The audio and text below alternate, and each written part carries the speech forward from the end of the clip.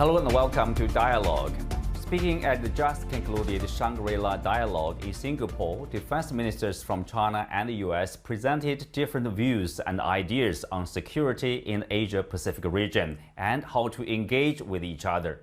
While the U.S. is doubling down its military presence in this region, will such efforts bring about peace and stability or the opposite? And the U.S. continues with its economic coercive measures, including sanctions on Chinese individuals. Is there true intention from Washington to engage with China for a stable and constructive relationship? How will the Chinese security initiative differ from the U.S. security strategy? To find out more, I'm joined today by a participant of the summit, Zhou Bo, who is also a senior fellow at the Center for International Strategy and Security of Tsinghua University. That's our topic. I'm Xu Qinduo.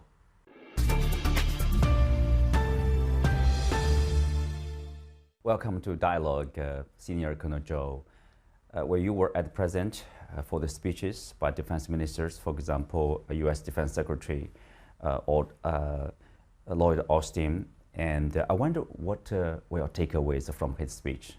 Actually, what he said is not really a big surprise to me because I have listened to many Secretary of State's speech in the past, as they normally would talk about American values, the importance of partnership, and then they would just outline what they have done, in the last 12 months, for example, in a kind of a country-specific description, and of course they will always talk about China-U.S. relationship. But in this speech, I think there is one point that has really caught my attention. That is when he said that a conflict between China and the United States is not imminent and it's not inevitable. For me, this is a kind of official denial of what some American general said in the past, for example, that mainland China would launch attack on Taiwan in 2025, 2027, and so on and so forth. Given his authority, I think this kind of a message would carry a lot of weight. And besides, he talked about the importance of having dialogue. Of course, no one can deny the importance of dialogue, but he purposefully evaded, one important aspect, that is the so-called sanction on our defense minister. So he didn't mention that. So it's quite logical. Why we should have a conversation why Chinese defense minister is being sanctioned? And this kind of sanction is ridiculous because it happened in 2018 when Chinese bought Russian, Su-35 and defense missiles S-400. And he was heading armament department at that time. And so it's his decision, but it's also the decision of the PLA and the Chinese government. This kind of bilateral trading is not a secret. It was started in 1990s, and it has nothing to do with the United States. So how can you have a sanction on Chinese defense minister? And even his capacity has changed, right? You can argue that, he was being sanctioned when he was the director of the Armament Development Department, but now he's a Chinese defense minister. Yeah. So if there is an excuse, for them to lift the sanction, I would say this is the perfect excuse. Yeah. Well, good point. Of course, the U.S. side blame the so-called, unwillingness of the Chinese side to engage in dialogue with the U.S. It makes China, look like somehow like irresponsible as a big power. But then the question is lifting the sanctions is very easy for Washington if they are truly, intentionally to seek dialogue with the Chinese side. Why didn't they do that? Some people I talk to believe that is not so easy. The reason is the Biden administration is not a very strong administration, and they probably are afraid of losing face. That is a problem for them. Domestically. Yeah, theoretically it's very easy because it is an executive order, so even the administration can actually lift the sanction. But they say it's not easy to do that. But let me tell you the consequence. The consequence would be very, very serious because the Chinese defense minister would serve for 5 years. Just imagine with this sanction in place, he cannot go to visit the United States. And he can't invite Lord Austin to visit China. And when American military delegations come to visit China, I mean, if they are invited to come to visit China, it's difficult for Chinese minister to meet with the delegation. So the next 5 years would be extremely difficult. Plus the South, relationship between the two military. So this is just like a Chinese saying, add the frost to the snow.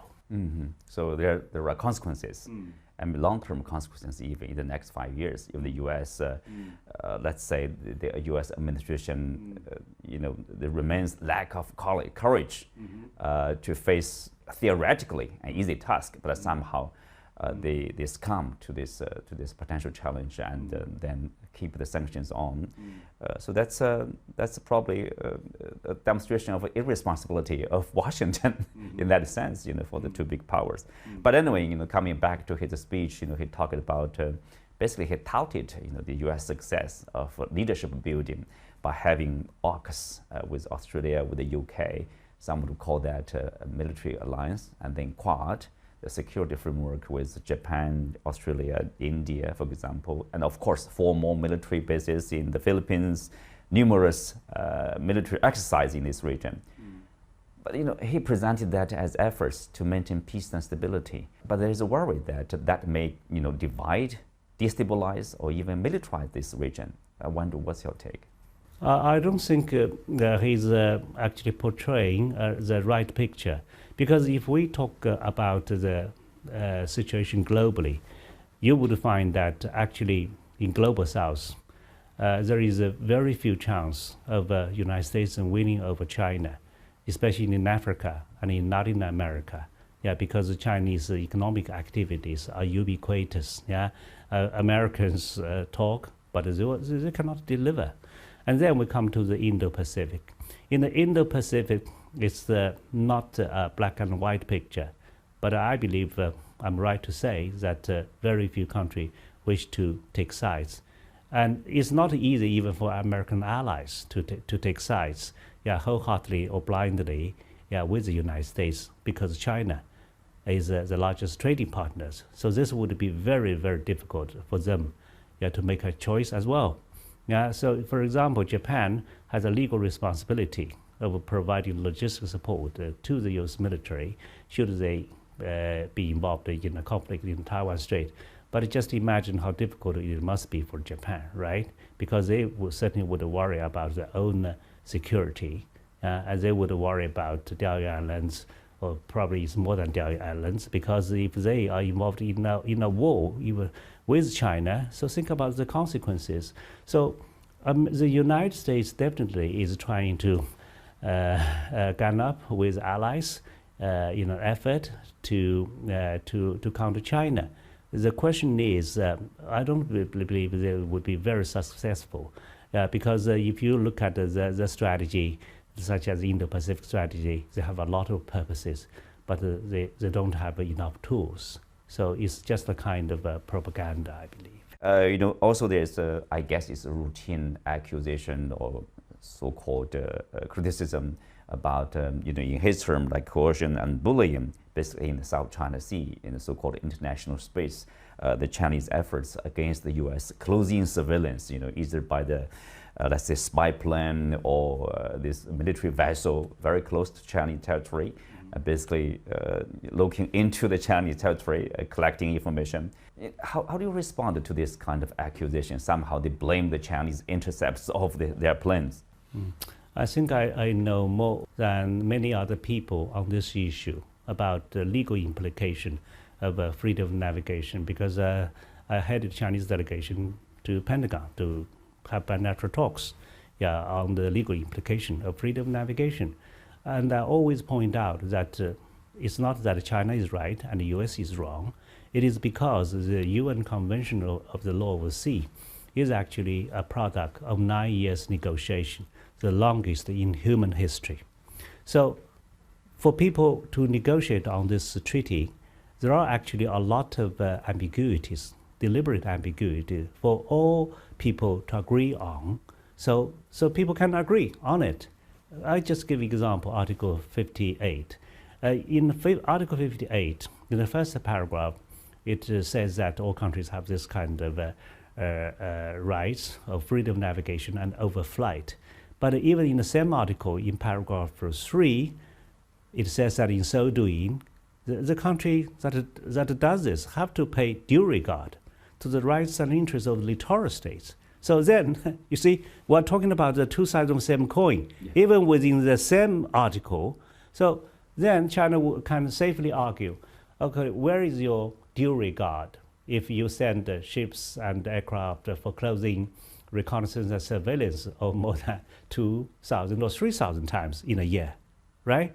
And talking about freedom of navigation, there is one, disadvantage on the American side, which they can hardly deny. That is, they haven't ratified the UN Convention on Law of the Sea. So there comes this question: if the law is so good, why don't you ratify it? Then, if the law is not so good, why would you challenge others in the name of this law? I asked this question, yeah? Nobody can answer this question. Hard to answer. Yeah. You just tell me, yeah? If it is good, why don't you ratify it? If it's not good, why would you challenge others in the name of it? And who gives you the right to challenge others? Yeah?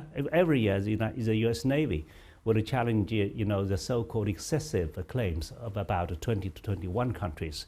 And they say, okay, we even challenge our allies, as if, okay, they are very much impartial, right? But who gives you this right? Yeah, and people could have their own reservation for certain articles in the law. For example, China and India have a reservation for the same article, that is Article 298. Yeah, so sometimes you would hear Indians talking about free and open Indo-Pacific as if they were just on the side of the United States. No, if you just read the law, the domestic law, their law is much more strict, even than China's law. Yeah, because when it comes to exclusive economic zone, China does talk about security, but they only mention security in such a general way. But for India, they have made it quite clear, if you do military exercise in the exclusive economic zone, you have to seek the consent of the Indian government if it involves ammunition and explosives. Well, if you have to sum up, the U.S. Indo-Pacific or Asia-Pacific strategy, it seems to people, people see what they are doing is really to reinforce alliances or building new alliances here, military ones in this region. The target is there's one country, that's China, in a sense like anti-China problem efforts. They present it as efforts for peace and stability. But the Chinese side would see that attempts that could divide the region. And how likely is it, or what kind of damage it might do? I think, first of all, it is right that the United States wants to be focused on the Indo-Pacific. But this war in Ukraine turned out to be a distraction, right? Because Biden even talked about China as a reason why the U.S. troops have to pull out from Afghanistan. So Americans' intention is crystal clear. It's focused on China. And if it can, it will just rally the allies or even partners against China. There's no doubt about that, no matter what they say. But the only question is how capable is the United States in doing that, because the war in Ukraine certainly has siphoned a lot of the efforts, the resources, and nobody knows how long this war will last, right? But even if the war stops one day, because no war will last forever, and the U.S. might be refocused again in the Indo-Pacific. But again, as I mentioned, no countries want to pick side.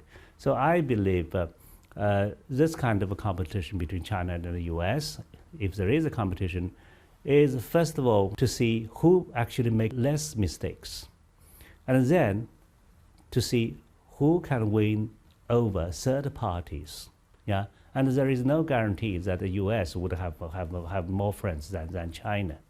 Yeah. Speak of the competition between the U.S. And China. Of course, the Chinese defense minister has a speech on, China's new security initiatives. For viewers outside China, how do you characterize the Chinese security concept or the new security initiatives? Chinese President Xi Jinping has put forward the Global Security Initiative. And what is it all about? I believe, I think the idea is that the world has changed. Therefore, we must look at the world with a kind of new perspective. And then what is new in China's new perspective or global security initiative? Then action speaks louder than words. If you look at the PLA's operation overseas, you would conclude they are all humanitarian in nature, be it peacekeeping, counter-piracy, or disaster relief. They are humanitarian in nature. And you just cannot give me an example of, in the last 4 decades, that PLA has even killed even one foreigner overseas. You can't give an example.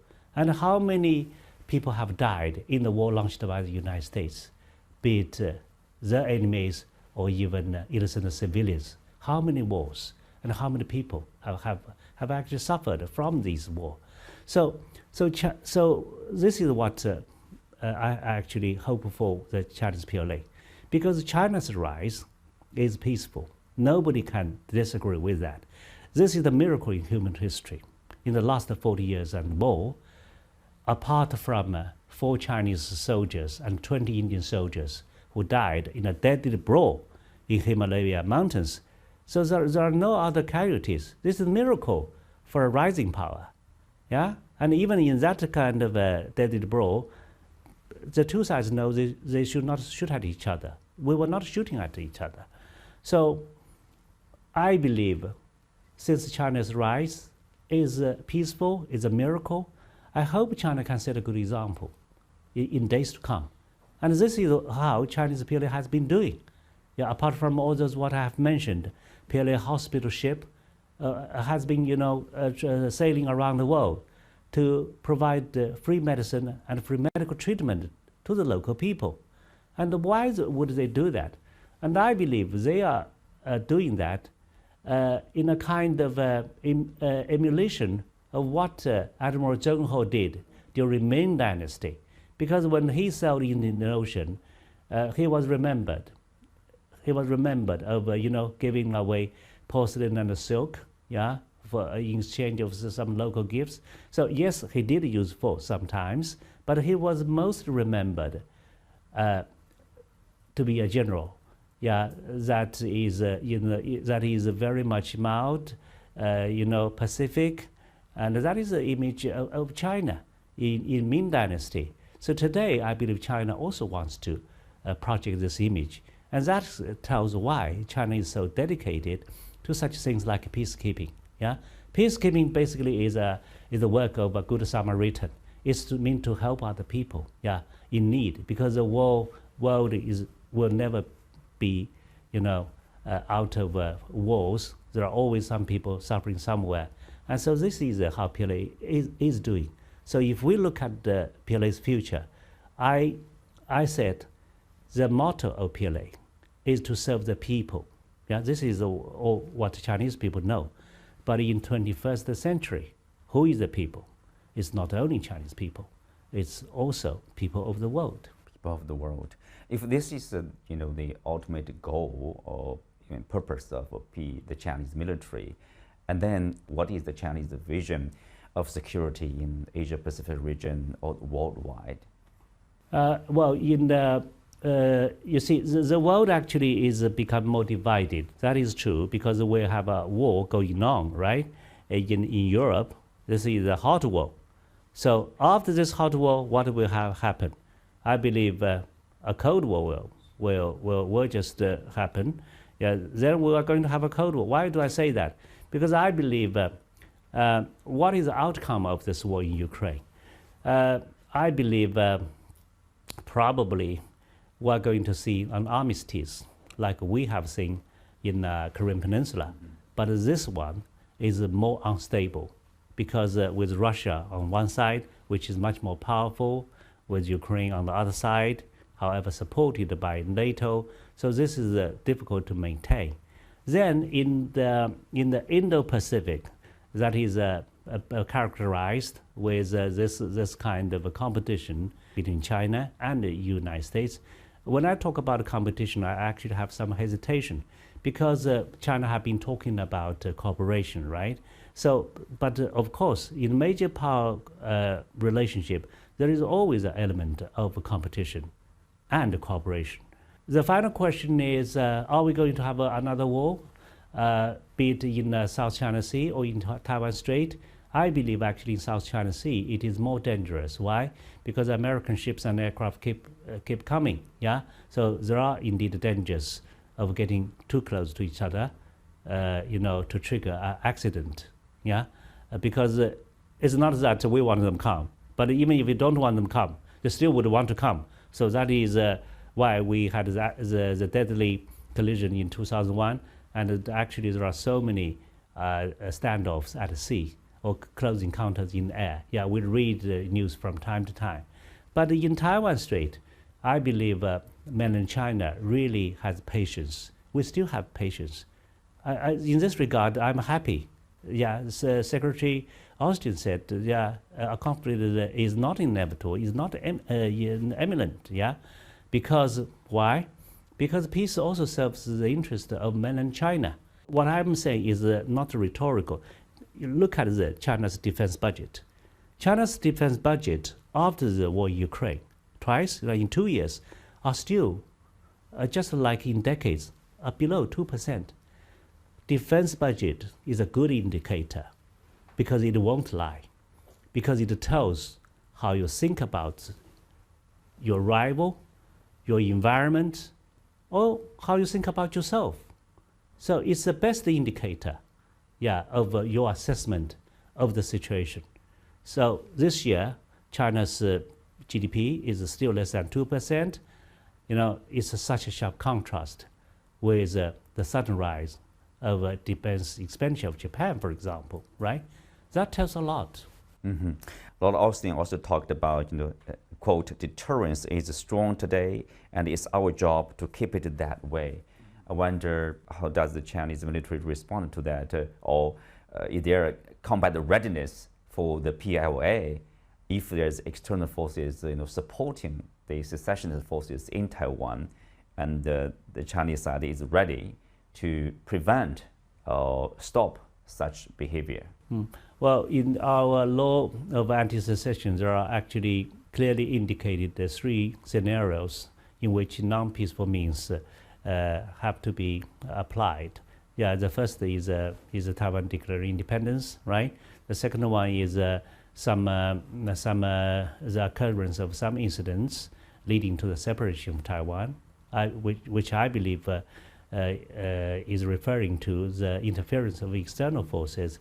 The third situation is that this issue has actually lost all prospect of reality.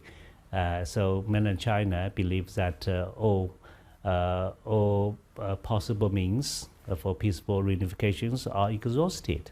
So this is what I have always been arguing. Yeah, to let peace prevail in the Taiwan Strait, you have to let the mainland China to believe, there is still a way of realizing reunification.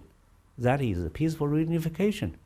If mainland believe, okay, it is still possible, then we won't use force. And that is why we insist that this is only the last resort, right? So, of course, PLA will do hard training because when we talk about peaceful reunification, we have to prepare for the worst. And the worst is most probably Americans would be involved, and the allies would be involved in one way or another. So therefore, this kind of involvement is taken into account by PLA. Yeah. So we don't hope we will have to fight against them, but this is a reality. So that is why we have to become modernized and we have to become a world-class military, and that explains why we are just having more and more exercises, among the services. So we want to become strong, but we are not doing this with a big military expenditure. Yeah, so I think we are just doing it in a slow and steady way. Mm-hmm. Lord Austin said, referring to the U.S., I guess this is, reinforcing alliance and, new military alliance. He talked about, we do not seek a conflict or confrontation. Quote, the U.S. is not building a new NATO in Asia. Obviously, he's responding to some concern in this region. Countries have concern of this militarization of this region. Mm-hmm. But at the same time, we do see there's a NATO, or we are going to see a NATO liaison office in Tokyo, NATO expansion to Asia? Well, I kind of believe in what he said, because why? Even if he wants that to happen, it won't happen. Yeah, why is that? You see, because NATO actually is too much involved in Europe, and according to the Charter of NATO, NATO only would expand, to that means to have more members in Europe. So theoretically, NATO does not have a plan to establish another part in East Asia. But things, of course, might change, but they won't change. Why? Because most NATO members are also European Union members, and the EU takes China as its largest trading partner. And then there is a so-called curse of geography, because we're just two continents far away from each other, and for these countries to come, to fight against China, it won't be easy, even if they want to. So you see the results. Apart from Japan and Australia, who looks like diehard, American allies, the other countries won't, pick sides easily. And even for Australia and Japan, it's not a simple question. You see the speech, of the Australian Prime Minister, and I can't remember much of what he said, and I was thinking why, because he tried to soften the tone. He didn't say something that is particularly impressive, So he has toned down, unlike his predecessor, and that tells a lot. And in his speech, of course, he also talked about the importance of Australian-China relationship. He talks about how these two countries have been doing trading, so on and so forth, and the volume is so big, and so on and so forth.